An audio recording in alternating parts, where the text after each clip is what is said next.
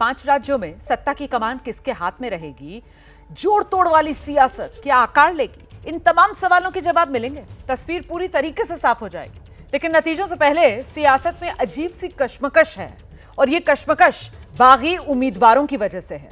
माना जा रहा है अगर राजस्थान से लेकर छत्तीसगढ़ तक बागी उम्मीदवारों का असर दिखा तो फिर नतीजे नए समीकरण बना सकते हैं। बागी उम्मीदवारों का सबसे ज्यादा असर राजस्थान में दिख सकता है, क्योंकि राजस्थान में बागी उम्मीदवारों की संख्या 60 से भी ज्यादा है।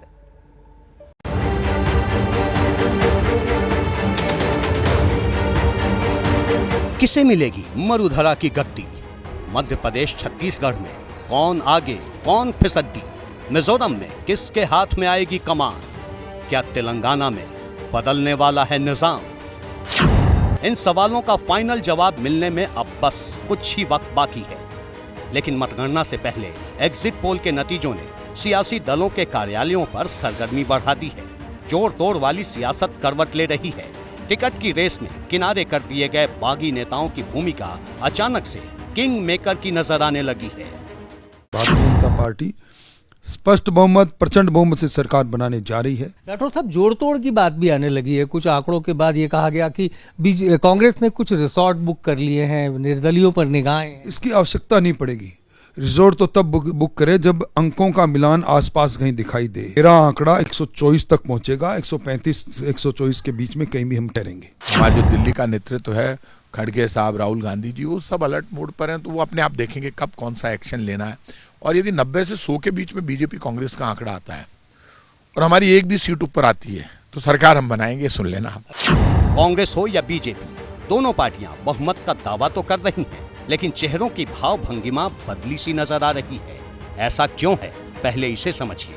मतगणना से पहले आए एग्जिट पोल के नतीजों पर नजर डालिए। राजस्थान में सरकार बनाने के लिए 101 सीटों की जरूरत है। सी वोटर के एग्जिट पोल में बीजेपी को करीब 104 सीटें मिलती दिख रही हैं, जबकि कांग्रेस को 81 सीटें मिल सकती हैं। वहीं ईटीजी के एग्जिट पोल में बीजेपी 118 सीटों तक पहुंच रही है, जबकि कांग्रेस की गाड़ी 64 सीटों पर थमती नजर आ रही है। पोल स्टार्ट के एग्जिट पोल में बीजेपी को 102, जबकि कांग्रेस को 92 सीटें मिल रही हैं। मैट्रिक्स के एग्जिट पोल में बीजेपी को 123 सीट तो कांग्रेस को 70 सीटें मिलती दिख रही हैं। एक्सिस माई इंडिया के एग्जिट पोल में बीजेपी को 85 सीट और कांग्रेस को 99 सीटें मिलती दिख रही हैं। सबसे बड़ी बात यह है कि टुडेज चाणक्य के एग्जिट पोल में बीजेपी को 89 सीटें मिल रही हैं, जबकि कांग्रेस को 101 सीट मिलती दिख रही है। राजस्थान में 6 एग्जिट पोल में से 4 में बीजेपी को जीत मिलती दिख रही है, जबकि 2 एग्जिट पोल कांग्रेस की बढ़त दिखा रहे हैं। लेकिन अगर सभी एग्जिट पोल के आंकड़ों का औसत निकालें तो बीजेपी या कांग्रेस में से किसी भी पार्टी को बहुमत नहीं मिल रहा है। पोल ऑफ पोल्स में बीजेपी को 94, कांग्रेस को 93 और अन्य के खाते में 12 सीटें जाती दिख रही हैं। यही वो आंकड़े हैं जो इशारा कर रहे हैं कि राजस्थान में बागी उम्मीदवारों की भूमिका बड़ी होने वाली है, या फिर कहिए कि बागी उम्मीदवारों ने राजस्थान का चुनावी गणित बिगाड़ दिया है।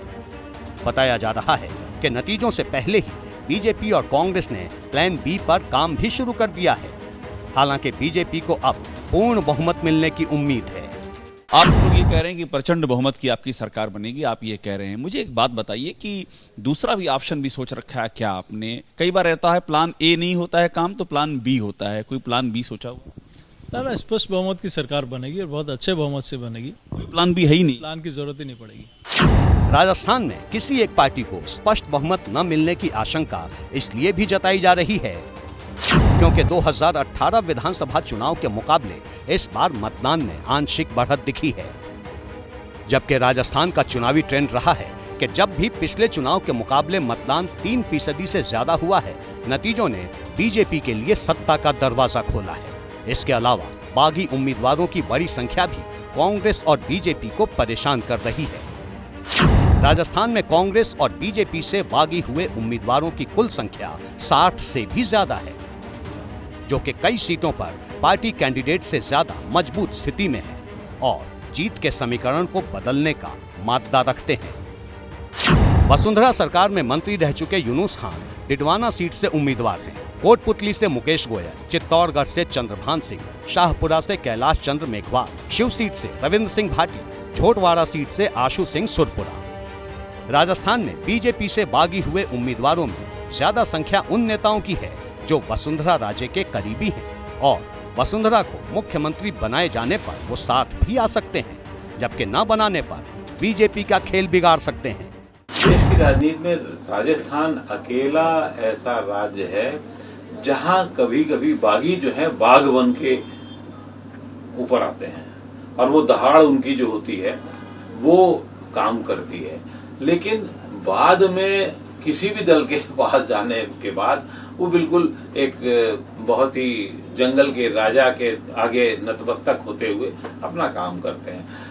असर है उनका, खास तौर से वहां की राजनीति के जो बेस है उसमें वो है बागी होना, और उसके लिए प्रश्रय देना वहां की राजनीति सिखाती है। राजस्थान में कांग्रेस कैंप में भी यही स्थिति है। कांग्रेस से बागी हुए नेताओं की संख्या भी 30 से ज्यादा है। शिव सीट पर कांग्रेस से बागी फतेह खान निर्दलीय उम्मीदवार हैं। नागौर से हबीबुर रहमान अशरफी, राजगढ़ लक्ष्मणगढ़ से जौहरी लाल मीणा, सिवाना से सुनील परिहार और जोधपुर सीट से अजय त्रिवेदी। तो मान लीजिए वसुंधरा राजे 95 पे पहुंच गई तो गहलोत साहब के 10 आदमी उधर आ जाएंगे और या ला दिए जाएंगे, आ जाएंगे, और अगर गहलोत साहब 95 पे रोक दिए गए तो वो आ जाएंगे, जिसकी उम्मीद कम है, लेकिन ये होता रहा है। राजस्थान में बागी उम्मीदवारों की चर्चा इसलिए भी हो रही है क्योंकि ऐसी 46 विधानसभा सीटें हैं जहां कांग्रेस और बीजेपी के बीच करीबी मुकाबला माना जा रहा है। इन 46 सीटों पर जीत सत्ता का समीकरण बदल सकती है। मतलब अगर कांग्रेस जीती तो उसका आंकड़ा बढ़कर 91 से 101 तक पहुंच सकता है, और अगर बीजेपी जीती तो वो 130 से 140 तक पहुंच सकती है। जैसे ही घड़ी का काटा दोपहर 2:30 पे आए, बबीता जी का दिल सास बहू साजिश के लिए मचल जाए। और ये है इनकी बहू, पूरे दिन ऑफिस की टेंशन हो जाए गॉन जब ये करें अपना फेवरेट शो फ्री टाइम पे ऑन। इनकी तरह आप भी देखें अपना फेवरेट शो अपने टाइम पर और डाउनलोड कीजिए एबीपी लाइव ऐप अपने स्मार्ट टीवी पर।